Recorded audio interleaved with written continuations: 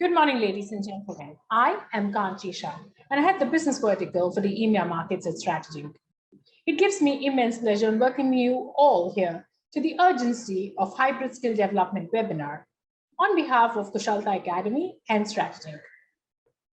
Ladies and gentlemen, the COVID-19 pandemic has taught the Indian industry many lessons, not least of them being that despite the fears that work from home pressures could be debilitating, organizations discovered a near seamless adaptation to a new way of working, as also the fact that this would perhaps be a blueprint for the future of work and future of skills. Even before the pandemic, technology and new age thought processes and HR related operating models were transforming the way work was being accomplished. The accelerated adoption of technology has only made the transformation more urgent. Within the many foundational aspects of future of work, adapting employee skills and roles to the post-pandemic ways of working will be crucial to building operational model resilience. As the pandemic begins to ease, many companies are planning a new combination of remote and on-site working, a hybrid virtual model in which some employees are on-premise while others work from home. The new model of work promises greater access to talent, increased productivity for individuals and small teams, lower costs, and more individual flexibility, improved employee experiences as well. Of course, organizations are also acknowledging the traditional norms that underpin culture and performance, ways of working, as well as standards of measuring productivity, concepts and models that stand ready to be challenged and changed. That is exactly what we aim to address through this webinar. Ladies and gentlemen, we would urge you to address your questions to our speakers using the chat feature on your screen. Also, towards the end of the conference, we would request you to please spend a few moments of your time and share your feedback. Your feedback is absolutely essential for us. You can do so by filling in the feedback form. Please feel free to mention any suggestions or comments that you have. And this would help us enhance the content, structure, and delivery of our conferences and webinars. With that, to kick off today's session, I'd like to welcome Mr. Amit Garg, who is an unlearning coach and corporate trainer with Kushalta Private Limited. Kushalta Private Limited improves profitability of organizations on measurable metrics by changing behavior of leaders, teams, using mind techniques. The customers include Maruti Suzuki, India Post Payments Bank, G&D Currency Technology, etc. Amit is also an MBA from XIM Bhubaneswar and has worked in the corporate world for 13 years with companies like HP, ICICI Lombard, Reliance Retail, to name a few. He is a marathon runner, a voracious reader, and likes doing meditation. He's fascinated by the capabilities of the human mind and follows the latest discoveries in quantum physics and neuroscience. Today, he's going to talk to us about unlock exponential employee performance and how to do so. Ladies and gentlemen, I'd like to now hand it over to Amit.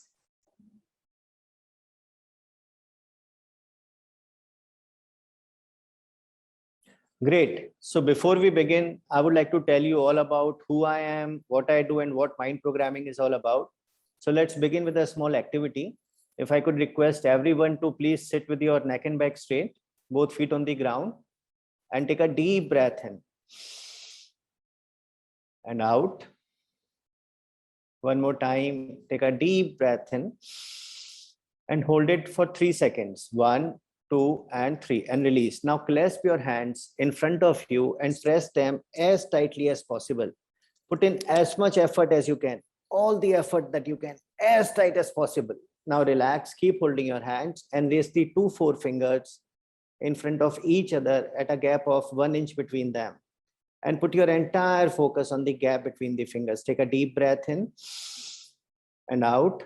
And as you put your focus on the gap between the fingers, you'll suddenly notice that the fingers have started coming close together.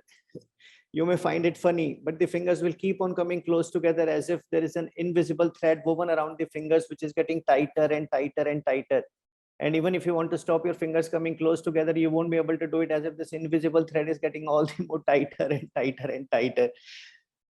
All right, so you can keep the hands down now. And I think 80% of us would have experienced our fingers coming close together. So was this mind programming? Yes and no. It was part biology, because when the three fingers are bent, they force the fourth finger also to bend. But there was also an element of suggestibility. Somewhere I was giving you a suggestion that your fingers are coming close together, and your brain was accepting that. All right, so friends, the world is in a continuous flux. The world as we knew earlier has completely changed, and this is going to be the future. And we are going to be living in a hybrid world. But even before the pandemic, because of technological innovations, disruptions, the world had been a continuous flux for the last few years. And I was reading a report that in the next 30 years, an average person will change his or her job 7 times in the next 30 years. And out of these 7 jobs, 5 jobs are yet to be created. So it's very important to continuously reskill ourselves, upskill ourselves, but also de-skill ourselves.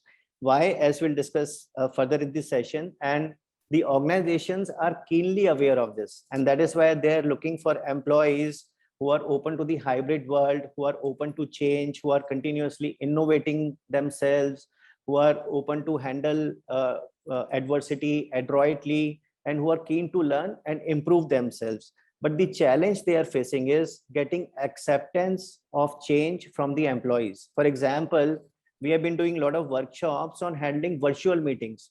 Even handling virtual meetings is a problem. So people find it very difficult to handle change, to being open to a hybrid model and the future disruptions which are expected to happen. And this is something which is very surprising, because we stay in a connected world and we have so much information all around us that we have to be open to change. I mean, if we talk about platforms like LinkedIn, then every third post is about being in the hybrid model, being open to change, and prepared to change the disruptions. Now, as per a report by Forbes, in the year 2018, in US, a total of $87.5 billion was spent on corporate training. And this corporate training mostly was on leadership and professional development. And we assume that if so much money was spent, then the results would have would have been good.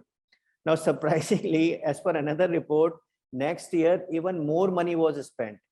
So where is this money going? Why do companies need to spend more and more money on training their employees on the same things? Why? There is another report by University of Scranton that 92% of people who set New Year goals never actually achieve them. So why is it so difficult for people to repeatedly attend trainings and not being able to change themselves? And so the organizations have to again spend that money, or for individuals to set New Year goals but not being able to achieve them. So there is a good news, friends. It may not be 100% our fault. It may be the result of how our brain has got wired. And maybe this wiring is the reason why we find it difficult to change ourselves. So in today's world, employees need to learn to be prepared to change. But what is learning? When we talk about learning, the image which comes to the mind is of a classroom where an all-knowing professor is standing and the students are sitting with their notepads and pens ready, taking down notes. But could learning be defined as some wiring in the brain, which either we are conscious about or it is something we are not even conscious about? And this wiring is the reason why changing our behavior is a challenge. So let's analyze them. Let's first analyze the learning, the wiring that we are conscious about. So let's do a small activity. If I ask you to move your hands like this, I'm sure everybody can do that, because this is some learning that we have taken since childhood and it is wired very deeply in our brain. Now imagine a scenario where this learning is of no longer use to us. So we need to move one hand in one direction, but we need to move the other hand in the opposite direction, like this. Moving one hand in one direction and the other hand in the opposite direction. Just try it. So most of us will find that it's very difficult. Why? Because the earlier learning, this old learning is so strong that unless we unlearn this old learning, it will be difficult for us to acquire the new learning. And this wiring, this learning is something that we are consciously aware of. But 90% of the learning in our brain is something that we consciously don't even know about. Let me give you an example. If I ask any one of you, or if I ask a person walking down the road that, are you biased? Then 99% that person will say, no, I'm not biased. Now, Harvard has a very interesting project called Implicit Association Test. And in this test, they do online tests where they check the biases of people, biases related to people of other gender, biases related to people of other religion, other country, biases between home life, work life, and hundreds and thousands of people have taken these tests. And as per Harvard, out of the hundreds and thousands of people who have taken these tests, they haven't found one single person who is unbiased. All of us are biased, but we are not aware of these biases. And if you type on Google implicit association test, you can take these tests. They're free of cost. I suggest everyone to take these tests. Why? Because our brain has the capacity to receive 11 million bits of information in a given minute. 11 million bits. And out of these 11 million bits of information, if I ask you how many bits of information are we consciously aware of, then most of the guesses which I get in my workshops are usually wrong. The answer is only 2000 bits. So out of the 11 million bits of information that we receive in a given minute, we are consciously aware of only 2000 bits, and the balance 10.998 million bits of information, does it create certain wiring in our brain? So let's have a look at this small video, and at the end, it's a very short video, and at the end they'll ask you a question, and I want you to have a look at this video and then answer the question.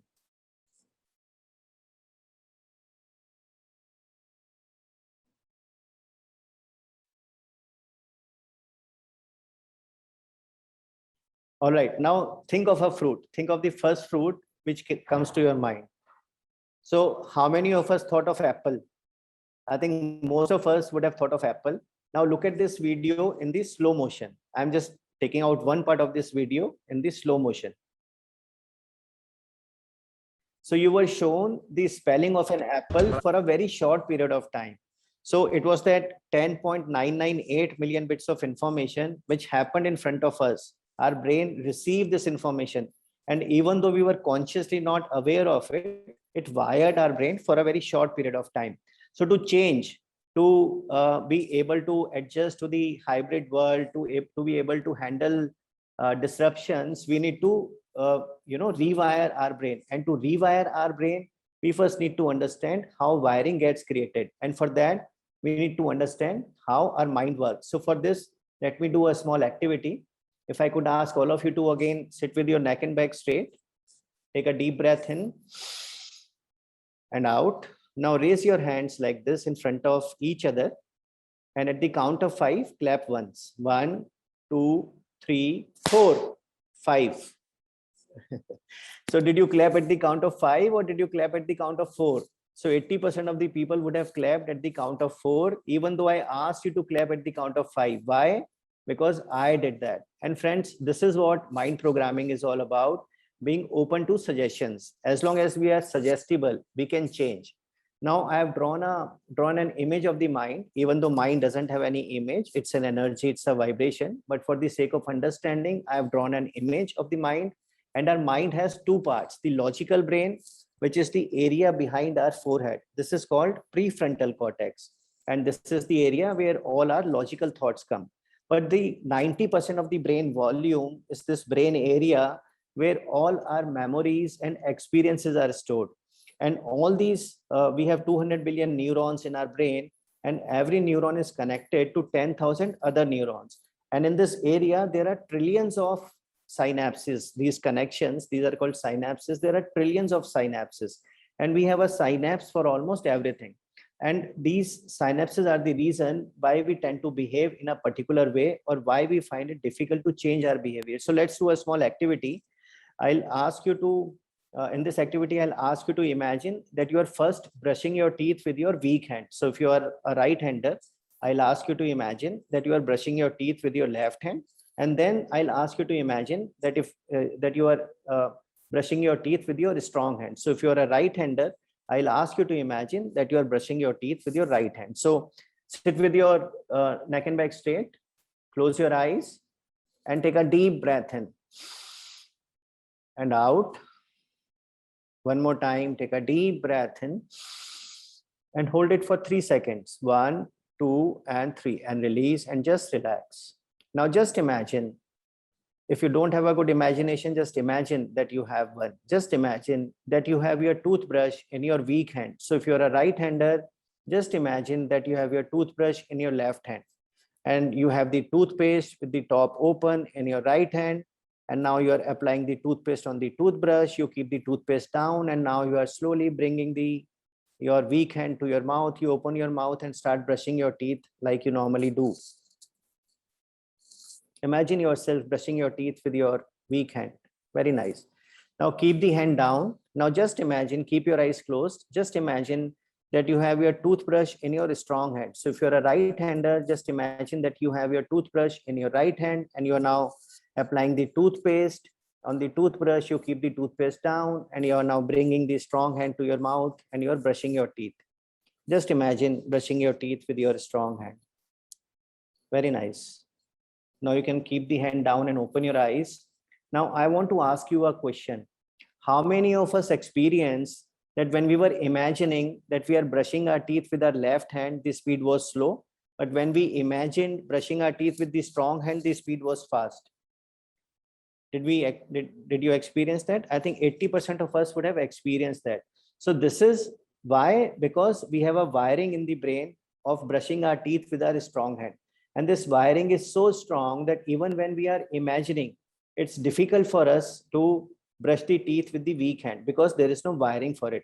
And this is in our imagination. So think about 90% of the time when we tend to behave in a certain way, and it's because of this wiring. So our each behavior, each emotional response, all condition response, all the beliefs that we have are caused by this wiring.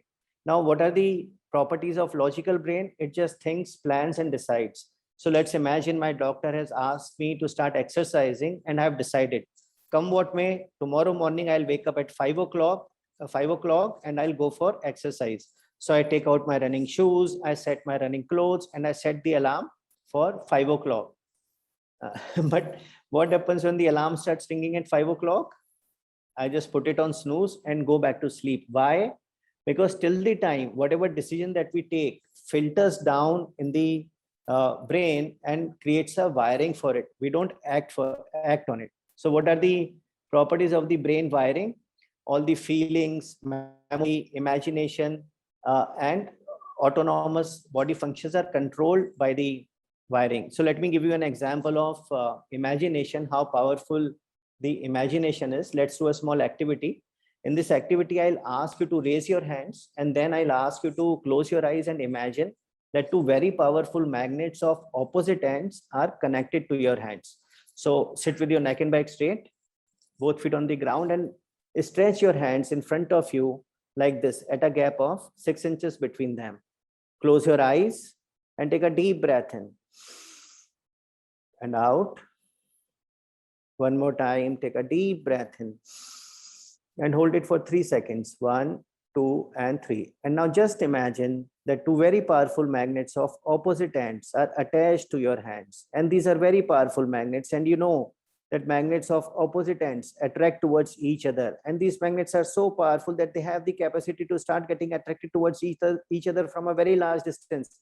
And your hands have started getting attracted towards each other. And once the movement starts, it will start picking up speed by itself, because these are very powerful magnets. They have the ability to start getting attracted towards each other from a very large distance. And your hands are coming all the more closer and close together, because these are very powerful magnets. They have the ability to start getting attracted towards each other from a very large distance. Your hands are picking more and more speed. And even if you want to stop your hands coming close together, you won't be able to do it, because these are very powerful magnets. Your hands are almost touching now. All right, so you can open your eyes, keep your hands down. So how many of us experience the hands coming close together? I think around 70-80% of us would have experienced that. This is the power of imagination, friends. And our imagination, as per Mr. Albert Einstein, is more powerful than our intelligence. So now 90% of our behavior is based on the wiring, like I said. But how does this wiring get created? So if I ask, in case there is anyone here who's scared of cockroaches, insects, or lizards, or in case you know someone who's very much scared of cockroaches, insects, or lizard, if I ask that person that how did you learn how to be scared of cockroaches, insect, or lizard, they may not be able to answer. Now, how did this wiring of being scared of these things get created? So let's imagine a toddler who has just learned how to crawl. And imagine that this toddler notices an insect some distance away. How will the toddler react? It will start crawling towards the insect. How will the parents react? Chee, dirty, don't go there, it will bite you. The toddler would look at the insect, so attractive, look at the parent, and maybe again start crawling towards the insect. Now the parents, their ego will get hurt. If the toddler is not listening to me, why is the toddler not listening to me? So they'll use an advanced technique. They'll show that they themselves are scared. Oh, it bit me, it will also bite you, don't go there, it bit me, it's paining so much, don't go there. And this creates a wiring in the brain which is made stronger by the feeling of fear. And this feeling is so strong, this wiring is so strong, that even when the child grows up into a mature adult and knows that the cockroach or the insect might be dirty but cannot harm him or her in any way, he or she is scared of the same. Let me give you another example. Do we know anyone who's scared of getting inside a lift, who just cannot enter inside a lift? Now, how did this wiring get created? Most probably when that person was a small child, maybe he or she was threatened by the parents. You better start listening to me. Unless you start listening to me, I'll lock you in the dark room. You know what is there in the dark room? Cockroaches, lizard, insect, chudel, witch, atma. You better start listening to me. And this may have created such a strong wiring, made stronger by the feeling of fear, that even now, when the child has grown up into a mature person and knows that it is perfectly safe to go inside the lift, the wiring makes it almost impossible for that person to do it. And if you ask that person why you can't enter, he or she will be unable to answer, because the wiring happened so long back. And friends, this is how 90% of our behavior is like this. When we try to change, we find it difficult because we don't know about the wiring, because this wiring happened so long back. Then how can we change our behavior? Till the age of 7 years, our prefrontal cortex, our logical brain, doesn't start developing. So all the information that our brain receives instantaneously starts creating wiring. So what we hear, a child hears, sees, notices how the parents are behaving, how the others are behaving. It creates wiring in the brain. Whatever we learn in our entire life, up to 70% of that happens before the age of 7. And all this wiring, the food we eat, the clothes we wear, the way we behave in certain situations is created in that time. And what did our parents tell us when we were young, when we were kids? Stop going out to play, stop watching TV. You have to study for 15 hours a day. There is so much competition, implying that you are not good, or don't trust anyone. You have to depend only on yourself. So how can that person who grows up to be a leader will trust his or her subordinates? Because this is the wiring, don't trust anyone, or success is difficult, or always play safe, don't take risks. And these are the wirings which get created since childhood. And after the age of 7, because our prefrontal cortex starts getting developed, we find it difficult to change our behavior, because we logically start questioning everything. So when I give the example of exercise, my logical brain starts creating barriers. How can you get up early? You have a very important meeting tomorrow. If you wake up early, you will feel sleepy throughout the day and you will spoil your meeting. So you finish your meeting tomorrow and then start getting up early. Or you anyway go to sleep late. So first you change the habit of going to sleep on time, start going to sleep on time, and then you start waking up early. Or stop torturing yourself. You'll never be able to do it. Or when we want to change ourselves, the logical brain creates barriers. What if the change doesn't work? What if it is very difficult? What if it takes too much time? If you fail, what will people say? They'll make fun of you. What if it affects your job? How will you meet your expenses? And so on and so forth. And this wiring is the reason why we find it difficult to change our behavior. So wiring gets created by repeated practice and emotional experiences. So friends, let's try to uncover some wiring, and let me do a small meditation exercise.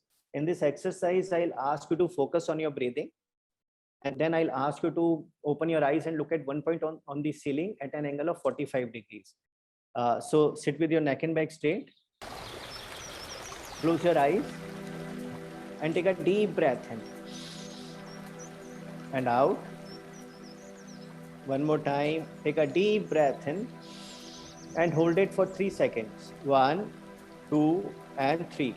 And release and just relax. Keep your eyes closed and put your entire focus on your breathing. Notice how breath is slowly and slowly coming out of your nostrils, and how slowly and slowly it's coming inside your nostrils. How nice it would be if with each outgoing breath we allow all our stress, all our tension to slowly leave our body, and with each incoming breath we allow a new relaxation to slowly and slowly enter our body. Very nice. Now just imagine that with each outgoing breath, your body has started dropping down on the chair, and you have also allowed your body to start dropping down as if you have no control over your body. Now I'll count from 1 to 3, and with each count, your body will more and more drop down on the chair, and at the count of 3, it will totally drop down like a deflated balloon with no air inside. 1, your body is more and more dropping down on the chair, and you have also allowed your body to start dropping down. 2, your body is all the more dropping down on the chair, and at the count of 3, it will totally drop down like a deflated balloon with no air inside. And 3, your body has totally dropped down like a deflated balloon with no air inside. Very nice. Now I want you to open your eyes, and without moving your neck, look at one point on the ceiling at an angle of 45 degrees. Your eyes will start getting tired, but you have to keep looking at this point without blinking your eyes. Allow your eyes to become as heavy as they want to be, but you have to keep looking at this point without blinking your eyes. Your eyes are getting all the more heavier and heavier, but you have to keep looking at this point without blinking your eyes. Now I'll count from 1 to 3, and with each count, your eyes will become more and more heavy, and at the count of 3, they'll become very heavy and close. 1, your eyes are becoming heavier and heavier, and you have also allowed your eyes to become heavy. 2, your eyes are becoming all the more heavy, and at the count of 3, they'll become very heavy and close. And 3, close your eyes. Very nice. Now the relaxation you are feeling in your eyes, I want you to use your imagination and spread this relaxation throughout your body. I'll count from 1 to 3, and with each count, you'll become more and more relaxed, and at the count of 3, you'll become 10 times more relaxed than now. 1, and just relax, relax, relax. 2, all the more, just relax, relax, relax. And 3, and relax, relax, relax. Very nice. Now I'll count from 1 to 3, and with each count, you'll start coming back to your normal state. And at the count of 3, you'll come back to your normal state and open your eyes. 1, focus on your breathing. 2, breathe in, breathe out. And 3, open your eyes. Welcome back. Now, friends, in the next part, I want to do an activity where you would be needing your notepad and pen. So get your notepad and pen. There will be different questions appearing on your screen, one after the other. And I want you to write down the first answer which comes to your mind. You are not going to share these answers with me or with anyone else. So write down the first thing which comes to your mind. Ready? So the first question is appearing on your screen now. Generally speaking, are people good enough to change their way of working? To change their way of working, is it? Are people good enough, generally speaking, to do that? Next question. How easy or difficult is it to change one's way of working? To change one's way of working, is it easy or is it difficult? Next question. Generally speaking, are people good enough to handle the new normal? To handle the new normal, are people, generally speaking, good enough to do that? Next question. how easy or difficult is it to handle the new normal? To handle the new normal, is it easy or is it difficult? Next question. Generally speaking, are people good enough to handle disruptions in future? Disruptions which may happen in future. Generally speaking, are people good enough to handle them? Next question. Is it possible to keep oneself in high spirits when the world around us is changing? When the world is in a continuous flux, it's continuously changing, is it possible to keep oneself in high spirits? All right, friends. So these are the questions I asked you. But before I asked you these questions, I made you do an exercise where I asked you to close your eyes, focus on your breathing, then look at one point on the ceiling at an angle of 45 degrees, and then close your eyes and then just relax yourself. Now, how many of us noticed that towards the last part of this exercise, we were not having any thoughts in our brain? Did you notice that? So we were at a brain stage, which is called alpha level of brain state, where our logical brain had become sluggish. It had become quiet. The brain activity had reduced to 1/3 of the normal activity. At this level, because your logical brain wasn't interfering, the answers that you gave to these questions reflect the real wiring in your brain. So for example, the first question was, are people, generally speaking, are people good enough to change their way of working? Now, who is the one person whom we know the best in the world? It is ourselves. And whenever we are answering questions of this nature, generally speaking, do people, then we are answering about ourselves. So if the question was, are people good enough to change their way of working, and you answered no, they are not good enough, that means the wiring in our brain is, I am not good enough to change my way of working. Next, how easy or difficult is it to change one's way of working? And if you wrote it's difficult to change one's way of working, then it's a wiring in the brain, because there are so many people who can instantly change their way of working as the situation demands. Next was, are people good enough to handle the new normal? And if you wrote no, that means there is a wiring in the brain that I am not good enough to handle the new normal. Next was, how easy or difficult is it to handle the new normal? And you can check your answer. If you wrote it's difficult to handle the new normal, then it always will be difficult for us to adopt to change. Next was, how easy or difficult is it to manage oneself nowadays? And if you wrote it's difficult, it will always be difficult. Next was, are people good enough to handle disruptions in future? And if you wrote no, people are not good enough to handle disruptions in future, that means the wiring is, I am not good enough to handle the disruptions in future. And last was, is it possible to keep oneself in high spirits when the world is changing? And if you wrote no, that means we'll always find it difficult to keep in high spirits to handle change. And friends, these are the real blockages or the wiring in the brain which makes it difficult for us to adapt to a changing world. And that is why the corporate training budget keeps on increasing from around $100 billion every year, because unless this wiring is addressed, it will be difficult to change the behavior. Because this wiring, just like I gave the example of being scared of a cockroach or a lizard, or being scared of getting inside a lift, this wiring is not, it doesn't change just by attending a normal training program, or just by the knowledge which all of us have. So friends, at every training program, success will be difficult without first addressing the faulty wiring. And the solution is to rewire this wiring. And how do we do that? So our brain has 4 different levels of activity. Right now, when we are talking to each other, we are at beta level of brain activity. At this level, the neurons are jumping around. Our brain is fully active. And at this level, changing the synapse, the wiring of the brain is very difficult. And maybe that is why 92% people are not able to meet their New Year goals. Now, a level deeper than the beta level is alpha level, where I took you when I asked you to focus on your breathing, look at one point on the ceiling and relax yourself. And your logical brain had become sluggish because you were not having any thoughts in your mind. That is called alpha level of brain state. At this level, the brain activity reduces to 1/3 of the normal activity.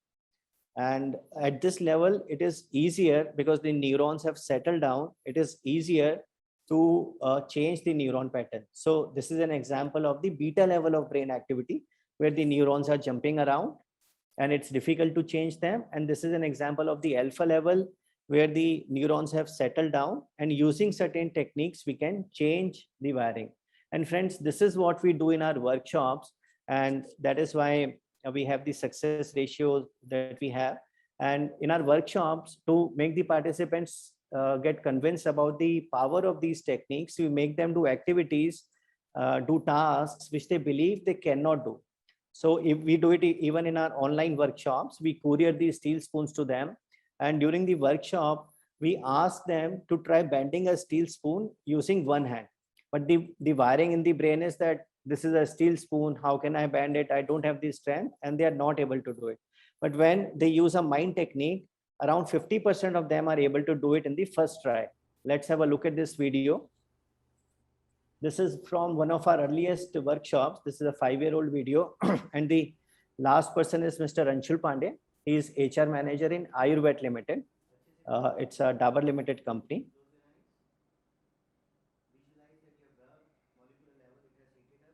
And have a look at the next demo. This we unfortunately can do only in offline physical sessions. In this video, a belief has been planted in the participant's mind that his hand has become numb. And even if somebody pinches or pokes a needle, he will not feel anything. And then I actually poke a needle and he doesn't feel anything. So let's have a look at this video. आपको कुछ पता नहीं चलेगा क्योंकि ये बहुत ही ज्यादा ठंडा पानी था। आपका हाथ एकदम जम चुका है, इसमें कोई फीलिंग नहीं है। आपका हाथ एकदम जम गया है, इसमें कोई फीलिंग नहीं है। आपका हाथ एकदम जम गया है, इसमें कोई फीलिंग नहीं है, कोई भी फीलिंग नहीं है। आपका हाथ पूरी तरीके से जम गया है क्योंकि ये बहुत ही ज्यादा ठंडा पानी था और आपको कुछ भी महसूस नहीं हो रहा है। आपका So friends, this is what we do, and this is how powerful these mind techniques are. And it will be difficult for us to adapt to change, to become a hybrid employee or to handle the future disruptions easily till the time this wiring, this faulty wiring, which is as strong as it can be, this wiring makes people remain afraid of insects or lizards, even when they know rationally that they cannot harm them, or this wiring makes it difficult for people to still find it difficult to enter a lift. And 90% of our behavior, why we are not able to change, is because of this wiring. So that this brings us to the end of this session. Thanks for attending the session. Thank you very much, Amit. That was indeed insightful. Up next, ladies and gentlemen, is our segment titled Profiles in Success. Through this segment, we're going to learn how adopting transformational training and skilling strategies has helped this organization reap considerable benefits around productivity, commitment, and happiness. Joining us is Mr. Tanmay Panda, Chief Human Resource Officer for Universal Sompo. He's an experienced head of human resources with a demonstrated history of working in the BFSI sector. He's skilled in personnel management, employee engagement, recruiting, HR policies, and training, and is a strong human resource professional. He's going to be in a conversation with Mr. Amit Garg. I'd now like to hand over the session to both of you, Amit and Tanmay.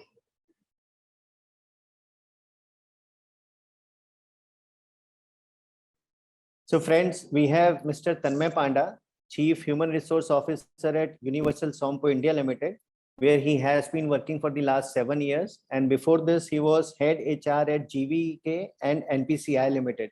So he has plethora of experience of being able to handle change and advising and guiding his team members in a very reputed position. So welcome, Tanmay. Thanks for sparing time for this session. Thank you, Amit, for inviting me.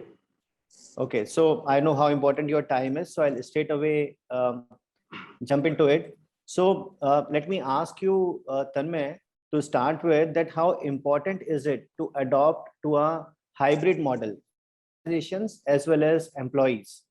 I'm confining to my company. My company did not have that model prior to the pandemic. People accustomed to coming to the office, work from there, and one of cases we used to give that work from anywhere plus office and matching that. The situation suddenly came, which was like the demonetization, like our country's prime minister declared overnight. It was a although we were it was in the offing, but we never knew that it will be straight away a lockdown for the entire country per se. We know what happened to the people got stranded and all these things. But coming to the point, immediately we have to pull up the success, all the other resources we have to channelize. There is a the regulator also happened that there will be a business continuity plan, and such situation we have to immediately come to the point. Move the laptop is like a VPN and all these things. The technology is immediately enabling the technology, and demand was everywhere.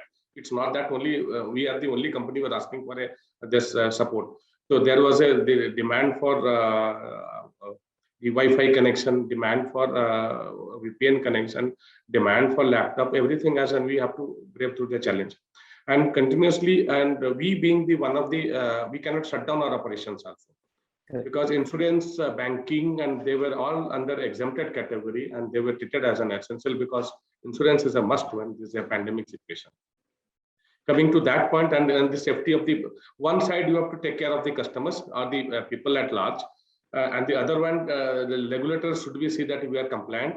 Third part is that we are employee safety because they're panicky and all these things.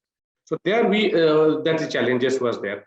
First and foremost, before I connected with Amit, the first and foremost was there what I thought immediately what I could do internally, apart from my entire team of doing, will you pay the salary immediately to the employees. So that is the first time I think we did, because you don't know whether the banks will be open or not. I started with the month of March. I was the only person in the office before the lockdown or after lockdown I went. I ensured that salary is credited to each employee's account. That is the minimum I can do at that time. Rest of the things follow. Very nice.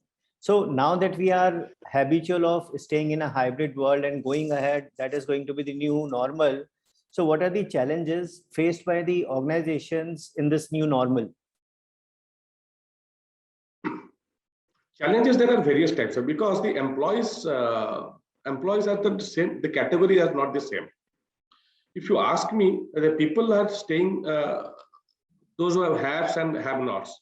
At least in Bombay, I'm staying in Mumbai. Bombay, staying in a 2 BHK flat is also a luxury that way. At least we can afford to have a thing that if you have a society in a right society, at least I can move out. But that is not the case with all the employees. There are junior employees, they were staying, generally they don't stay at home. They start in the morning, they come back in the evening, and they are habituated to the sleeping in the evening. And whenever they have get a chance, I'm talking about a Bombay culture. Forget about the other places. Other places they have that bit luxury. All the challenges are there. So there was no transportation. It was a lockdown scenario, and people have to work, and everybody has to. Suppose there was a forum. They were staying in one room, a small house. The father must be working, everybody, if there are two siblings are there, all are working, or there is a husband, wife, and the 2 children are there. Then also they have it. Having a 3 BHK flat also, I was facing the challenge of the space crunch. One daughter is working, another daughter is studying. Wife is the boss.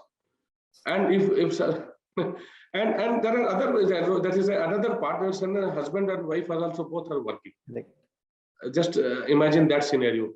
Correct. Generally, what happened? They leave the children at office, all the school. After that, the lady of the house and all these things, they have certain space to. And there was nobody to come to your office to. There was no IR. If all are working, or all the students and everything, no IR. So these are the situation, everything. So what we did, started communicating, starting sharing the problem, keeping the mindset. The communication was the only thing available with that the people we can.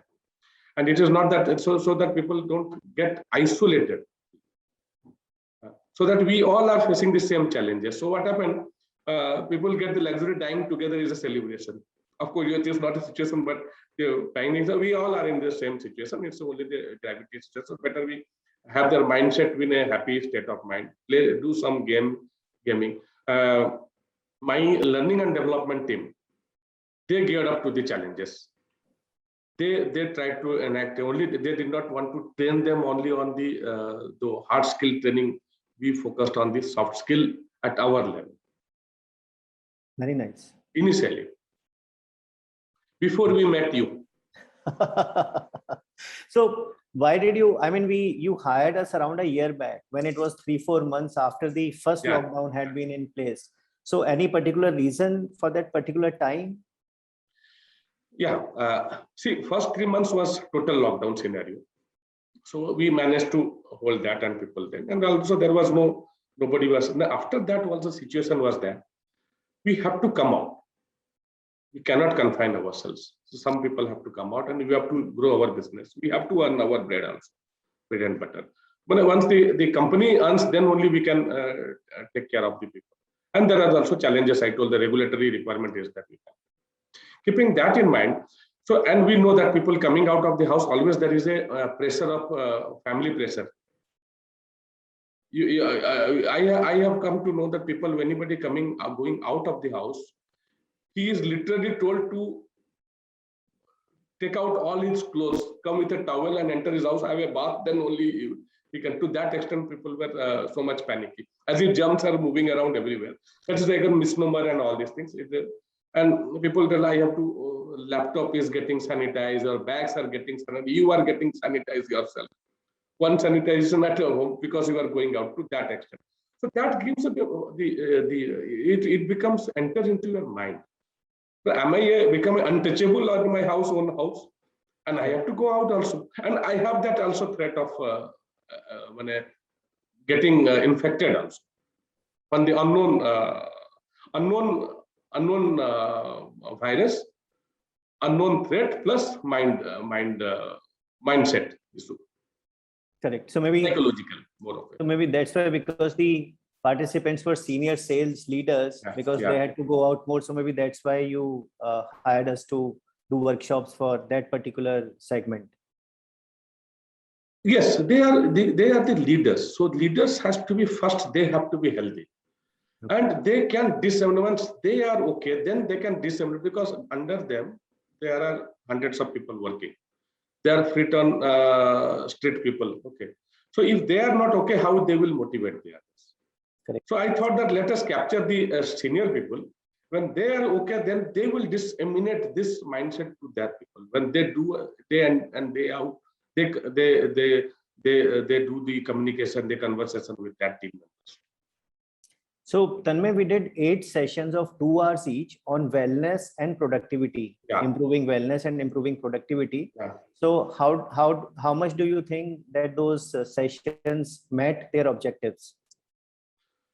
Yes, both were important. First of all, the productivity cannot happen unless you have the right frame of mind. Right of frame of mind will lead to because we know what is emotional intelligence, and because IQ, from IQ we have moved to EQ and SQ. So why these things were everywhere? IQ was a typical, okay, you have a mind. But thing is that when the problem comes, we have also old saying, lot of research papers have happened. In the army also, there is always a saying that is a peacetime general or a wartime general. Correct. So when the war comes, no, you are the best peacetime general. You have got all the awards in your life. When the real war happens, then necessarily that you will be the right person to. Sometimes a person who is a circuit throughout he becomes a hero in the war. War is the real challenge one faces.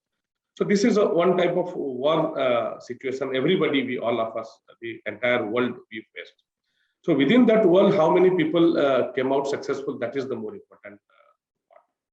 So that is why we thought that the productivity cannot happen if you have the not right. And the mind programming is very important. So if you are right frame of mind, only we can. So how successful were these interventions, Tanmay? Did they meet the objective? Yeah, we took the feedback after that. It was designed to take the feedback after 2 months, after 4 months and all. Although we did the verticalization after that. So we did not carry with the same structure because internally also we have started some change happened in our internal structuring. But having said that, the people who have done, first of all, I am happy to note that as an individual, they thought that we became a better human being. Our problem solving things, that our habits have changed. That is the first thing, because even you as an individual, you become a discipline, rest of the things will fall in place. Right. So that was the thing. So that was the purpose we solved first. We told that we are not our habit of routine of early getting up, right food, right habits, doing the physical movements and exercises, and not getting panic in the situation, remaining cool. These are the major things that it came out. When these things will come out, then what will happen when you handle a difficult situation? Your mindset will go, when a positive mindset will go to the positive result only. Productivity is the secondary output of this right frame of mind. Amit, I am very clear on that. Correct. Very right. Then what happened? They told that, and there was a challenge inside. We always intended to do with a physical move. But unfortunately, we have to. The one positive thing is that we could connect with the entire country. Geographical was not a constraint, but the technology was a big challenge, and the warmth of a personalized movement that was a bit challenges. But these are we are also attuned to that, and you know people were switching off their camera in spite of you telling that please switch on the camera so I can see to that, because everybody says nobody, and again I am coming to it, everybody is not in the same level. The children must be running at the background, their house may be in the right order, so they were reluctant. Correct. Because in the camera everything will come, no? I think we appreciate that, because even though maybe they had to switch off the camera because of the kids or whatever, but I remember in the feedback that we had taken 3 months after the last session, around 80% of the participants said that they are still experiencing the change in their behavior, in the habits, and the wellness and the positivity and productivity and self-mastery. So I think it went off, by God's grace, it went off very well. No, thanks to your things, because the first time you did such thing. Right. And it was the opportune time, luckily, and it is not that I'm just giving appreciating you because I am in front of you, but intently, otherwise we should not have gone for that. And you told that we are doing in a different way. And I took the feedback also from others. And we thought, and we should also give the due credit to the participants also. Correct. Because ultimately they are the end users and they have to develop themselves. Correct. You can only facilitate them. I can only facilitate them. So you feel that mind techniques are a good solution to bring change in people, in their behavior, Tanmay? Absolutely. Absolutely. Such mind programmings are there nowadays, because when unless we are disciplined, unless we are in the right frame of things, when we understand what is the things, understand our problem area, because it is only self-realization the things. Unless we self-realize how we can think about taking care of others, and we have put leaders in that, because leaders they have the people under them. They will be right, only the people will emulate the leaders. Generally the people emulate. If I will be abusive, I will be the people, 100 people, I just emulate, I tell them to become abusive. They also do the same thing to others also. The behavioral pattern, and that is what the culture of an organization, what that is. Culture, we talk a lot of things about organizational culture. What is organizational culture? It is only the underlying behavior. Those who are the right underlying behavior, only that brings in the right culture in the organization. Right cultures bring in the right mindset. Right mindset brings in the right productivity. Right productivity, doing ethically business, doing ethically right. It is not only the growing the top line, bottom line. That is the only things. But whether you are ethical, whether you are process oriented, all these things can happen when somebody is in the right frame of mind. Somebody is with a sacrificial mindset. Somebody with the intent that yes, it is not only without a selflessly somebody is doing. Yes, we are doing for our living. But still, then there's some amount of selflessness has to be there. Grooming the people, that is selflessness. Otherwise, I can be a silo. I can only groom myself. Why I will groom others? Correct. These are very deep thoughts, and these are absolutely true, Tanmay. So we have reached the end of this session, Tanmay. And once again, thank you for joining us and for the kind words. Thank you so much. My pleasure, and we look to see you, Amit. I will want to have a physical program in due course of time. So now also we all are often vaccinated. So I want that we should have a physical. So look and feel and the real feeling I want to. Definitely look forward, Tanmay. Thank you. And all the best in all your future endeavors. And thank you. All the best, Amit. Thank you. And thank you very much for inviting me. Thank you once again. Now that was some food for thought. Thank you very much, Amit and Tanmay, for that engaging and engrossing conversation. With that, ladies and gentlemen, we've come to a conclusion of today's session, and I'd request Amit to join us and deliver the concluding remarks. Over to you, Amit.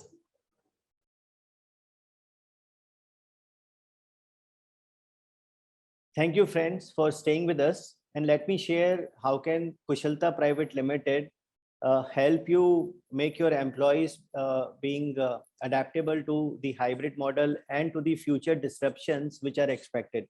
So let me show you about us, and let me share the my screen. So Kushalta Academy has been doing these mind programming workshops for the last 6 years or so. And we have customers like Maruti Suzuki, India Post Payment Bank, Idemishu, Universal Sompo, Future Generally, and so many companies. And we have been training right from the CXO level to entry level people. And we have programs on leadership, teams, employees, culture, frontline teams, and various other programs. And every program that we do, it ranges from 12 hours to 16 hours, online or offline. Currently, we are doing only online programs. And we do prefer 2 sessions, 2-hour sessions. And those sessions could be on a daily basis, on alternate days, or weekly basis. When we are talking about online programs, and every program that we do is measurable. So for example, we are doing a program on leadership for CXO level people. So we can, the criteria, the metric could be the number of escalations received by the managing director. So before we start the intervention, we can measure the number of escalations received by the managing director in a 15-day period. Then after the interventions happen, maybe 2 months after that, we can again take a measurement that now the managing director, how many interventions he or she is receiving. And we'll find that there is a substantial decrease in the number of escalations received by the managing director. Similarly, in team collaboration, it could be the number of decisions taken at the interdepartment meetings, because when people are not collaborating, they keep on doing finger pointing or blame game, and the number of decisions is very small. But as people start collaborating, the number of decisions in the interdepartment team meetings start increasing. Similarly, there could be other metrics like turnaround time, NPS surveys, CSAT surveys, top line, percentage goal achievement by 15th of the month. And we have a lot of case studies on our website where the difference in change which has been measured ranges from up to 25%, or in some cases up to 70%. And this is a case study of Universal Sompo, where we did 8 workshops of 2 hours each, targeting wellness and productivity. And after 3 months, when we took the feedback from the client, they told us that around 70 to 80% people have had a changed behavior, which has been continuing for the last 3 months since the workshops ended. And people, they had become calmer. They had started imbibing good habits like waking up early, exercising, meditating, and good habits like doing a day-end review, planning the next day, scheduling important tasks of the week on a Sunday, scheduling important tasks of the month on the first Sunday of the month, and so on. Because all these things, they make a person more productive, as well as become relaxed and less stressful or less anxious. And these are some of our customers. So we have been doing online workshops for Maruti Suzuki, Universal Sompo, Future Generali, IFCO. They keep on giving us online workshops. Jindal ITF, SIFI, Kale, Smart Analyst, JP Vasant Continental, IFCO Kisan, GND Currency Technology, Concentrix, Maruti Suzuki. We have done physical workshops for them also. And this is what we do about, friends. And we have these case studies. If I could share the case studies also. As I was saying, this is a case study of Future Generally, where we did a series of interventions for their middle managers who were branch managers. And the branch managers used to have area managers under them. The area managers would have sales managers under them, and sales managers would have agents. And these agents were, supposed to get business for the organization. And the business, the top line wasn't improving. So we did a workshop where we targeted these branch managers, the middle management guys. And the criteria to measure the effectiveness was twofold. One, the number of touch points these branch managers are having with the frontline, with the agents, and the number of trainings attended by the branch managers. Because normally what happens is they don't get their hands dirty. They don't directly meet the agents or train the agents directly or attend the trainings. And if they do that, the agents and the entire chain of employees below them becomes very motivated. And when we did this intervention, after the interventions, there was a 28.75% increase in the these metrics. We did another workshop for Universal Sompo, which I've already shared, and we did one for Jhajjar Power Plant. It's a Singapore-based company who have a thermal power plant in India. And they have 12 departments like operations, maintenance, purchase, raw material, quality check. And these 12 departments, because there was a lack of collaboration, they would keep on fighting with each other. And this would sometimes result in the closure of the plant, which would cause a loss of up to 3 crore rupees per day to the company. So we did a series of interventions for them, 4 interventions of 3 hours each. And 3 months after the interventions, they took a feedback from the supervisors of these departments who were reporting into the CEO. And 58% of the department heads responded that they can see an improvement. And 25% of the department heads reported visible improvement. And we have so many other case studies that we can share, but because of time constraint, I'll stop at that. And you have our website and you have our contact details. So in case you have any query or you want to explore something more about our programs, you can get in touch with us. Thank you for attending this session. Thank you very much, Amit. Ladies and gentlemen, with that, it's a wrap. We'd like to take this opportunity to thank each and every one of you for having taken out your valuable time and joining us for the Urgency of Hybrid Skill Development webinar. I thank you on behalf of Kushalta Academy and StrategINK, and I hope that the sessions were both insightful and fruitful for all of you. We'd request you to please take a few moments of your time to fill out the feedback form. Your feedback is absolutely essential for us as it helps us enhance the content, structure, and delivery of our conferences. Ladies and gentlemen, we look forward to seeing you at our upcoming conferences and webinars. With that, stay safe, stay healthy, and do enjoy the rest of your day.